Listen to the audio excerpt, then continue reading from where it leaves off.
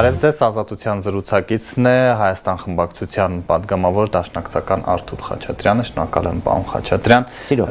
Ուռճացված չէ Կիրակնօրյա ընտրություններին հաջորդած ձեր գրառումը, որ Նիկոլ Փաշինյանը պարտվեց։ Ոչ, դա իրականության արձանագրումն է։ Նիկոլ Փաշինյանը պարտվեց Գյումրիում, Նիկոլ Փաշինյանը պարտվեց Փարաքարում։ Եվ Նիկոլ Փաշինյանը գիտեր, որ ինքը Գյումրիում պարտվելու է, այլապես ինքը ուրբաթօրվա հանրաքվեին կգար Գյումրի, ամենաշատը եւ ամենաբարձրը կխոսեր, կասած հեղափոխությունը սկսվեց Գյումրիից,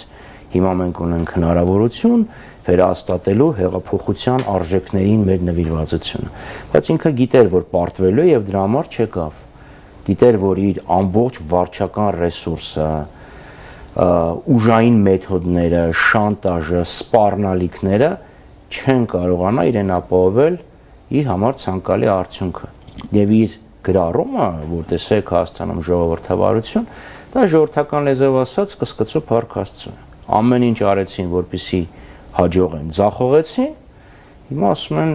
դա գիտեք, խաղողը թթու է։ Պարոն Խաչատրյան, մի քիչ չի բռնում, մի կողմից ասում եք կեղծում են, ռեսուրս են չարաշահում, մյուս կողմից ընտրությունների արդյունքները կասկածի տակ չեք դնում, որ նա պարտվել է։ Փորձել են այդ ամեն ինչը անեն, ձախողել են։ Այսինքն միայն այն փաստը, որ իրենք փորձել են ազդել բոլոր հնարավոր ռեպրեսիվ, միգուցե նաև այլ ուրեմն լծակներով, արկա է, չէ՞, այսինքն բայց թվերում չի արտացոլվել։ Հասկացա, ձախողվել են։ Բայց մի բան արել են եւ ձախողվել են, հիմա ասում են մենք կողմենք ժողովրդավարությանը, կողմեիր չանեիր։ Հա, որ պարոն Խաչատրյան, դուք թեկուզ Գյումրիում նախկին իշխանության օրոք նման ընտրություններ հիշում եք, ես հիշում եմ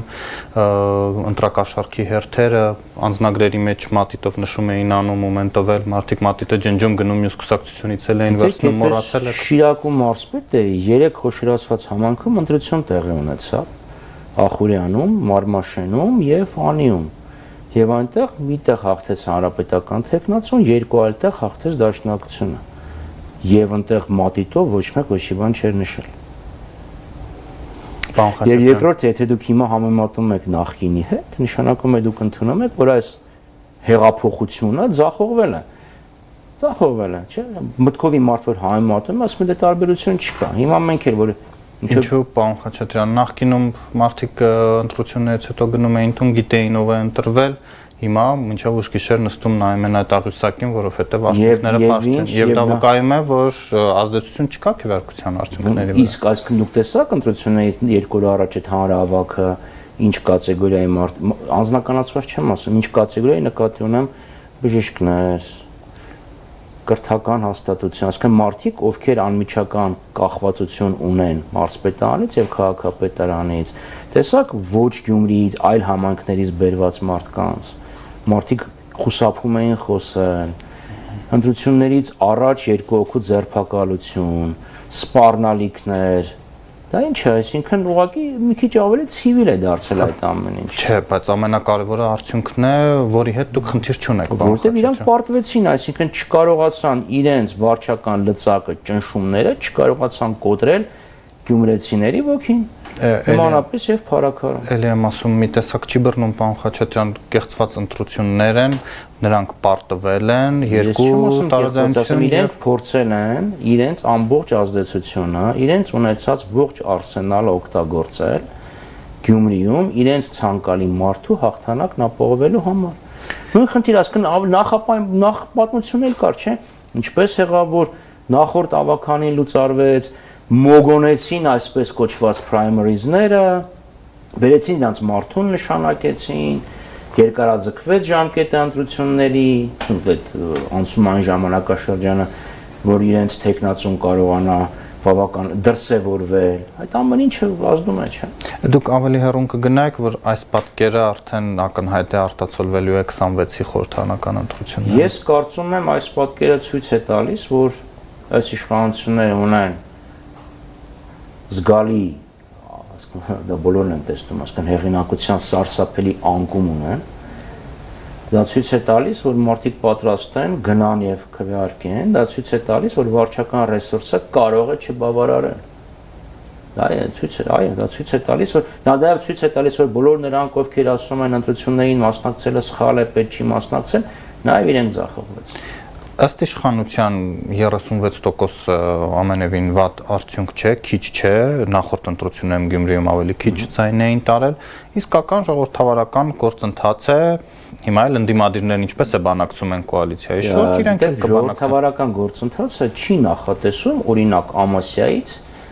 մարդիկ որ գան եւ սենց մասնակցեն։ Իհարկե կարող եք ասել, որ այս Ամասիացին բարեկամ ուներ եւ հիմա բարեկամի համար է եկել, այդ կարելի է միշտ էլ ամեն ինչ կարելի է արդարացնել, կամ արդիկից ինչ որ մարդ էր եկել, Երևանից մարդիկ էին գնացել, ում հարցնում էին, ասում էր ես չգիտեմ, պոլիկլինիկայում եմ աշխատում, դպրոցում եմ աշխատում, հիվանդանոցում եմ աշխատում։ Այդ ամեն ինչը ժողովրդավարական գործընթացները բացառում են։ Ձերբակալությունները բացառում են, որովհետև ինչ ձերբակալվեց, դատարանը դա համարեց ոչ իրավաչափ, բաց թողեց, բայց ձերբակալությունը արդեն նշանակում է տեսեք կա խախտում պոտենցիալ։ Ազգային ժողովում վերջի օրվա իմ ելույթից հետո իրենց արձագանքը չոր ասացի կներեք, էլի դուք ձեզ վերագրում եք ոստիկանի, քննիչի, դատախազի, դատավորը եւ նաեւ դահիճի գործառույթը։ Ժողովրդավարական գործընթացները նման բրի, գրեհիկ, ցինիկ միջամտություն չեն ենթադրում։ Հերո է նախկին իշխանության ներկայացուցիչներից ընտրակաշառք բաժանելը չգնան իրավապահները նրանց հետևից բան խաչը։ Հա, եթե նման բան կա, իհարկե պետքա գնան։ Դե պիտի ստուգես։ Բայց դա համար պետքա ստուգես եւ ասես կա կասկած, այլ ոչ թե ասեն դու կաշառք ես տվել, իսկ դու կաշառքը վերցրել ես։ Պարոն Խաչատրյան, ինչպես ասում են, ձեր ձայնը տակ տեղից է գալիս, դուք չեք մասնակցել, դուք էլ մասնակցեք, մարդիկ տեսնեն ձեր վարկանիշն ինչքան է։ Գիտեք, Գյումրիի կոմիտեն նպատակահարմար չգտավ։ Որովհետև վստահ չեք գուցե ձեր ուժերին։ Միգուցե չէր ուզում, որպեսզի ձայները շատ ավելի տրոհվեին, որովհետև այստեղ Փաշինյան եւ մնացածը սկզբունքով էլ։ Կամ ինչպես իշխանությունն է ասում, ձեր դեմքով չեք մասնակցում, որտեղ մարդիկ վախենում են, ձեզ ձայն չեն տալիս, ահա թաքնվել եք այլ անունների հետևում։ Մեր ձայն տալ եւ չեն վախենում ձայն տալ։ Ուղղակի տեխնացիների անուններն էին դրա համար շրջված։ Վարդան Ղուկասյանին, Վարդան Ղուկասյան, Մարտուն Գրիգորյան, հա, ըստ մեզ վախենում են ձայն տալ, իրանց չեն վախենում ձայն տալ։ Դե Անդրանիկ Թևանյանը ձեր խմբակցությունից էր, Քոչարյանի երկարամյա աջակիցն է, Վարդան Ղուկասյանն ինքն է գովեստով խոսում Քոչարյանի մասին, որ նրանք ձեր տեխնացուներն են, այս սա է ակնարկում իշխանությունը։ Այսինքն մեր տեխնացուն ինչ նշանակում են, նպատակարմար չգտան, Գյումրիի տեղական կոմիտեն նպատակարմար չգտավ եւ եղավ ինչ որ եղավ։ Բայց աջակցում եք այս մարդկանցից որևէ մեկին։ Աջակցում էին բոլոր այն տեխնացուներին, ովքեր չեն աջակցում Նիկոլ Փաշինյանին։ Հիմա այդ մասին աջակցել օդիոս կերպարի, որը ընտանիքով ինչ պատմության մեջ ասես չի հայտնվել, Վարդան Ղուկասյանի մասին եմ հայ իրականության մեջ այն պայծ երբ Հայկը սպանեց Բելին, ամենաօդիոս կերպարը Նիկոլ Փաշինյանն է։ Պարոն Խաչատրյան, իմ հայտնան մասին էր, որ այդ մարդուն, որը ինչ տեսակի հայոյանք, խտրական հայտարարություններ չի արել, գնալ աջակցել միայն հանուն նրա, որ քաղաքացիական պայմանագրից չլինի տեխնացու։ Հայ իրականության մեջ այն պայծ երբ Հայկը սպանեց Բելին, ամենաօդիոս, ամենաանընդունելի կերպարը Նիկոլ Փաշինյանն է։ Իր հետ որևէ մեկը իր օդիոզությամբ չի կարող մրցել։ Միգուցե գետադարձ կաթողիկոս։ Արդյոք դա հանուն Գյումրիի է, երբ աջակցում եք Վարդան Ղուկասյանին, միայն թե Փաշինյանը իշխանություն։ Գյումրեցիները իրենց ընտրությունը կատարեցին։ Հիմա դուք եք փորձում իրանց ընտրությունը պիտակավոր։ Պարոն Խաչատրյան, գյումրեցիները 36% ցայն են տվել Սարիկ Մինասյանին։ Օրինակ Երևանի դեպքում դուք Ավինյանին ասում եք նա 20%-ի քաղաքապետն է, բա Վարդան Ղուկասյանը այդ դեպքում քանի տոկոսի քաղաքապետ։ Հա, Երևանում ընդամենը 27-28% էր մասնակցությունը, Գյումրիում մասնակցությունը շատ ավելի մեծ էր, քան թե համապետական եւ նախկին ընտրությունների ժամանակ։ Այո, 36%-ը, բայց ելի եմ ասում, մի մոռացեք վարչական ռեսուրս։ Լավ, հանենք դա կեսը որպես վարչական ռեսուրս։ Այո, կեսը աջակցել է Սարիկ Մինասյանը, ով է բան ասում։ Բայց մեծամասնությունը իրան չի աջակցում։ Քաղաքագիտորեն տրամաբանական չէ, որ ամենաշատ ձայներ ստացած տեխնացուի շուրջ լինի կոնսոլիդացիա, որտեղ գյումրեցիների մեծամասնությունը Սարիկ Մինասյանին է ուզում քաղաքապետ տեսնել։ Մեծամասնությունը մերժել է Նիկոլ Փաշինյանին եւ մերժողները, քանի որ ավելի շատ, տրամաբանական է, որ Փաշինյան մերժողները միմյանց միջև քննարկեն եւ ձևավորեն քաղաքային իշխանություն։ Բայց Մարտուն Գրիգորյանը դեռ լուռ է, նա կարծես չի շտապում իր ձայները տալ Վարդան։ Ես ասում եմ, որ տրամաբանությունը դա է։ Հիմա Մարտուն Գրիգորյանը ինչ որոշում կկայացնի, հուսում եմ կայացնի որոշում, որը կբխի Հայաստանի Հանրապետության եւ Գյումրի քաղաքի շահերից։ Դա որն է, պարոն Խաչատրյան։ Թույլ չտալ, որպեսզի հանկարծ Նիկոլ Փաշինյանը Գյումրիում վերահսկողություն իրականացնի։ Այսինքն քվենտալ Վարդան Ղուկասյան։ Ես ասացի, որպեսզի Նիկոլ Փաշինյանը քաղաքում իր վերահսկողությունը չվերահաստատի, որովհետև այն համայնքներում, օրինակ, որտեղ Նիկոլ Փաշինյանը պարտվել էր, հետընտրական process-ները տեսանք ինչ եղավ, օրինակ, Վանաձորում, Քաջարանում, Վարդենիսում, Թալինում, Բերդում։ Ճիշտ չեն արդեն վերլուծությունները, որ գործընթացին Սերժ Սարգսյանն է խառնվել, որի խմբակցության պատգամավոր է Մարտուն Գրիգորյանը, որ թույլ չտա քոչարյանական ուժերը Գյումրիում գան իշխանության։ Ես որևէ ասեկոսների հիմա մեկնաբանեմ անլուրջ կլինի էլ։ Համ իմ համար, համ ձեր ռադիոկայանի համար։ Այսինքն դուք չեք տեսնում նման ազդեցություն։ Ես էլի եմ ասում, ասեկոսներ մեկնաբանելու համար չեմ եկել։ Ինքան էլ ասեկոս է չէ այդ հերակա հակամարտությունը Քոչարյան-Սարգսյան արդեն ամբողջությամբ էկրաններին է։ Այո, կա այդ խնդիրը, բայց ես կարծում եմ, որ Գյումրիում 4 հեգնացուները կկարողանան գալ մի ընտրության, չվնասելով Հայաստանի Հանրապետությանը եւ Գյումրի քաղաքին։ Վիլեն Գաբրելյանը այսօր հայտնել է, որ մանդատը վայր է դնում, տեսնում եք ժողովրդավարության եւս մեկ օրինակ։ Գիտեք, ես դեռ 3 հարցազրույցներից մեկի ժամանակ ասեցի, երբ այս նորությունը դեռ չկար եւ հիմա էլ կարող եմ կրկնել, որ Վիգեն Գաբրելյանին հազար ներողություն կներվեր իր պահվածքը, բայց չի ներվի իր հայտարարությունը, որ 26 թվականին իշխանությունը փոխվել է։ Դա այդ արտահայտության համար էր պատիժը։ Հիմա SMS-ով է եկել, թե ոնց է եկել, իրոք չգիտեմ, բայց դա է պատճառը։ Մի քիչ չեք չափազանցնում, երեք Արսեն Թորոսյանն էլ էր այս տաղավարում ասում ինչու ոչ հնարավոր է եւ 26-ին էլ չհաղթենք։ Բա ընտրությունը դրա համար է։ Գիտեք, ուրիշ խնդիր է, հնարավոր է չհաղթել, հնարավոր է դուրս գան փողոց, ընկնեն մեքենայի տակ։ Իհարկե ոչ մեկ որևէ բան չի կարող բացառի։ Ուրիշ բան է ասել հնարավոր է, ուրիշ բան է ասել 26 թվականին փոխվելու է։ Պարոն Խաչատրյան, հավանականին դաշտից դու տանում ես դետերմինիստական դաշտ։ Արսեն Թորոսյանին քանի հիշել ենք արցախցիների հանրահավաքի մասին, նա գրառմամբ էր հանդես եկել, մասնավորապես նշելով, որ սա Ղարաբաղի հարցը շահարկելով իշխանություն պահելու երկարամյա գծի մեջ է, շարունակություն է որպես։ Այսինքն ինքը դա նկատի ունի Ալեն Սիմոնյանի եւ Պապիկյանի լեռներով նկարները, թե Նիկոլ Փաշինյանի հայտարարությունը, որ ապրիլյան պատերազմը պետք է վերջանա ադրբեջանական 1-2 շրջան գրավելով, թե որ Ադրբեջանը պետք է փողզիջում չլինի, թե Արցախ Հայաստանը եւս, թե փոքրիկ հաղթական պատերազմը Տավուշում, որը ըստ ձեր լրագրողի հետ Արմեն Գրիգորյանը հայտարարեց, իր այդ հարցազրույցի ժամանակ, որ դա պլանավորվել է իրականացել է անձամբ վարչապետ, դա նկատի ունի Արցախի հարցը 88 թվականից հայկական օրակարգի ամենակարևոր հարցն է եւ բնականաբար չես կարող գնաս ընտրությունների առանց կարևորագույն օրակարգային հարցին անդրադառնալու բայց եթե ինքը նկատի ունի ամսի 29-ի հանրահավաքը դա նկատի ունի այսքան հնարավոր մաքսիմալ կոռեկտ հանրահավաք էր մարդիկ խոսում են իրենց սոցիալ-կենցաղային խնդիրների մասին, որտեղ կառավարության կողմից մշակած ծրագրերը միտումնավոր, թե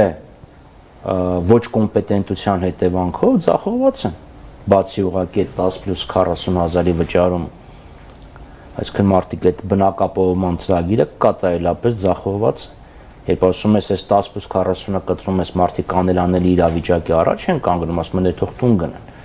Հասարակ մեր վրա վերցնենք, ոչ շրջափակման մեջ ենք 9 ամիս ապրել, երբ ասենք մի կիլո վարունգը կարող էր արժանալ 4-5 հազար դրամ, ոչ էլ ամեն ինչ կորցրած փախել ենք։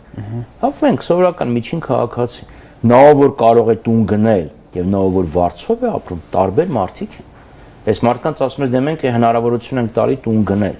Տուն գնելու համար այս գումարը, որը տալիս են 3-ից 5 միլիոն դրամը, բավարար չի։ Այսինքն այդ մարդը պետք է գնա նաև բանկից վարկ վերցնի, իսկ բանկերը չեն տալիս, որովհետև այդ ծրագիրը սարսափելի ծրագիր է։ Պետք է աշխատանք ունենա, այսինքն դու ես կարճաժամկետ իր օգնությունից կտրում ես, ասում ես գնա տուն գնի, Պետք է ունենա այդ մարդը այդ փող։ Արցախցիները եթե օգտագործենք սոցիալ աշխատանքի եւ սոցիալական հարցերի նախարարության բառամթերքը, հայտնվել են կյանքի դժվարին պայմաններում։ Եվ քանի դեռ քո առաջարկած աջակցությունը իրեն դժվարին պայմաններից չի հանում, կտրել սա, ասել գնա աշխատի, աշխատանքա չեն աշխատում։ Դե ասում են հավերժ չի կարող լինել այդ ամենամսյա օգնությունը, տարի ու կես անցել է, անցումային փուլը ավարտվել է։ Ով ասաց, անցումային փուլն ավարտվում է, խնդիրը լուծվում է։ Ուրեմն այն ծրագրերը, որոնք կառավարությունը առաջարկում է, ձախողվել են, որովհետև եթե ձախողված չլինեին, այդ շահառուների կողմից դրանց ընդունելությունը այդքան վատ չէր լինի, այդքան ցածր չէր լինի։ Հասկանում եք ինչ, օրինակ այդ կառավարության որոշումները կարդացել եք ծրագրերի։ Օրինակ ասում եմ, եթե ինչ-որ մեկը 10 օրով բացակայում է, կարող է կտրվի օժանդակությունից։ Եթե 183 օր, օրինակ պատկերացրեք մեկի երեխան ընդունակ երեխա է։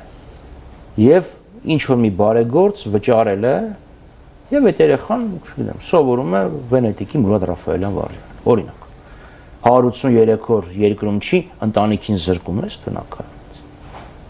Իմ մոտ են վստահ, գիտեք, այդ համոզմունքն է սկսում ձևավորվել, որ ամեն ինչ անում են, որ արցախցիները Հայաստանից գնան։ Եվ շուրջ 25%-ի Հայաստանից հեռանալը դրա ուղղակի արդյունքն է։ Բայց այնտեղ միայն սոցիալական հարցեր չէին հնչում, ասում էին Լեռնային Ղարաբաղը մեզ է սպասում։ Սպասում է։ Իհարկե սպասում է։ Իհարկե սպասում է, ինչ մարդկանց հայրենազրկեցին ու վերջ։ Նիկոլ Փաշինյանը փորձում է Արցախը զոհել, որպեսզի Հայաստանը հեռուպայի շարից փորձանքից, ստացվեց։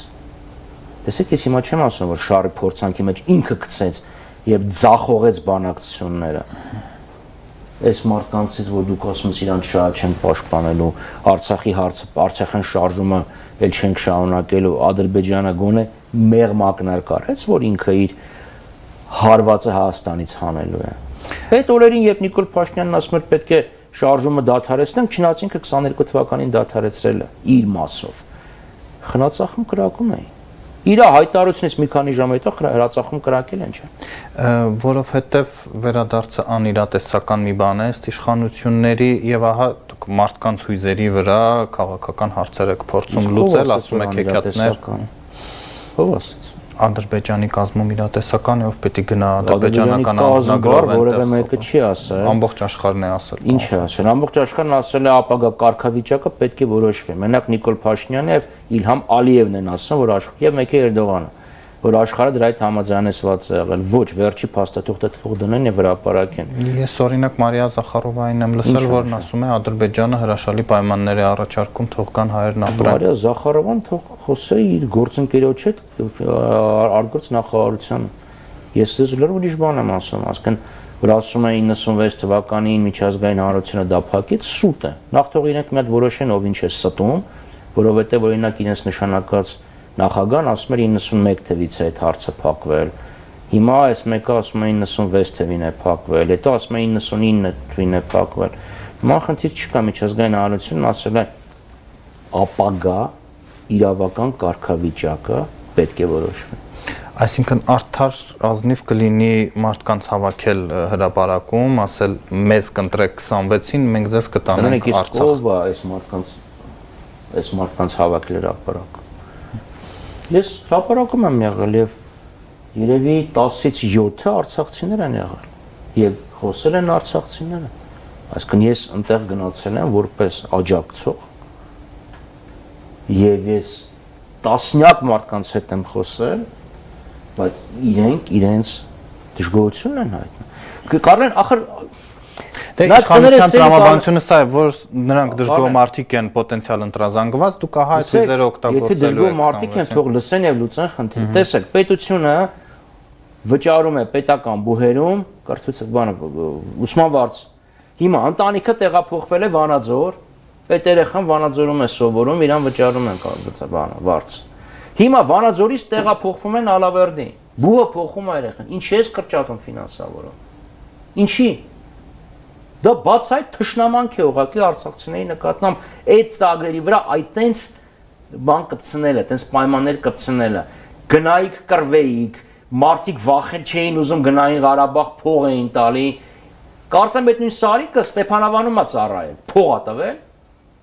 Ես դատախազը լինեի, կգնայի Սարիկենստում դուրը կծեցեի, կասեի ուրեմն դու ինքնախոստովանական ցուցմունք ես տվել, որ կաշառք ես տվել։ Թող գնան տես բան անեն, բայց այդ ամեն ինչը թշնամական ատելություն է առաջացնում Արցախի մեր հայրենակիցների նկատմամբ։ Այդ հարցերը թող դրան անդրադառնա Արսեն Թորոսյանը։ Եվ իր հայտարարություններին թող Արսեն Թորոսյանը անդրադառնա։ Եվ իր ղեկավարի, իր նախկին, չէ՞ որտեվ ինքը ՀՇՎ-ը սկսել է ամեն ինչը։ Թող մի հատ կողմնորոշվի, պատուհաս, ազգակործան պատուհասը, թե մեծն Թավշյա առաջնորդը է, իրենց վարչության նախագահ։ Մեկ շաբաթ է անցել վարչապետի հայտարարությունից, այդ թվում եւ ձեր հարցին պատասխանելով, որ Ղարաբաղյան շարժումն ավարտված է, եթե մարդիկ համաձայն չլինեն, ինքը վարչապետ չի լինի, 7-րդ օրն է փողոցները լցված չեն, պարոն Խաչատրյան։ Ներողություն, Փարաքարում եւ Գյումրիում այդ դրսևորումն էր։ Հիմա ինչ ասեց կես ժամ հետո պետք է մարդիկ իջնեին փողոց, ասեց մի քանի օր հետո, չէ, չորեքշաբթի ասեց, Կիրակի օրը պարտվեց Գյումրիում եւ Փարաքարում, ընդ որում Փարաքարում պարտվեց խայտարակ ձևով։ Այդ ինչպես է, որ ավարտված չէ Ղարաբաղյան շարժումը։ Իսկ ինչի մարդիկ կան, ովքեր իրենց մարդկային իրավունքները հետամուտ լինելու իրավունք ունեն, իրավունքները հարգելուն հետամուտ լինելու։ Մարդիկ տուն են կորցրել։ Ինչ նշանակում ավարտված է։ Մարդը տուն ուզում է հայրենին գնա։ Ես գիտեմ դուք նկատի ունեք, որ արդարացի լուծում չի գտել այդ հակամարտությունը, հետեւաբար Ես գտնեմ, որ արդարացի լուծում, ոչ թե լուծում արդարացի լուծում չի գտել, այլ լուծում չի գտել դեռ։ Այդ հարցը կախված։ Ահա այս գներողությունների պատերազմից մի քանի շաբաթ հետո Մինսկի խմբի համանախագահները ինչ հայտարարություն տարածեցին։ Ասին օգտվենք հրադադարից քաղաքական կարգավորման գնանք։ Նիկոլ Փաշինյանը իրավունք չունի արցախցիների անունից Շարլ Միշելի հորդորով, հիմա Շարլ Միշելին ոչ ոք չի հիշում։ Շարլ Միշելի հորդորով գնա ճանաչի Արցախը Ադրբեջանի կազմ, նույն ՀՀԿ 92 թվականի սեպտեմբերի մշտական խորհրդում որոշում ընդունվել է, որ Արցախը հակամարտության կողմ է։ Ինչ են այդ առիթով ասում իշխանությունները, պարոն Խաչատրյան, որ որևէ հակամարտություն, պես 100% ամբողջությամբ արդարացի լուծում չի ունենում, խաղաղությունը պետք է գին ունենա։ Լավ, 100%-ով թող չլինի, բայց 0%-ով լինի։ Իսկ հիմա մենք խաղաղություն ունենք։ Իրանք եկավ Արարատ Միրզոյանը 3 ժամ փորձում էինք հասկանայինք, ասում ես փողզիջում, ինչ է Ադրբեջանը փողզիջել։ Եկավ Նիկոլ Փաշինյանը ասեց Հայաստանի շահերից բխող փողզիջում են, ինչ է Ադրբեջանը փողզիջել։ Ասում են Ադրբեջանը ճանաչել է Հայաստանի տարածքային ամբողջականությունը։ Կրկնում եմ իլուր աշխարհի, ստում եմ։ Ես չգիտեմ Փաշինյանը ինչպես է սահմանում տարածքային ամբողջականությունը, բայց ՀՀԿ նույն ժամանակվա Խ Հելսինկյան եզրափակիչ ակտի 4-րդ սկզբունքով տարածքային ամբողջականությունը նշանակում վեճը չես կարող ուժով լուծել։ Որևէ տեղ, որևէ անգամ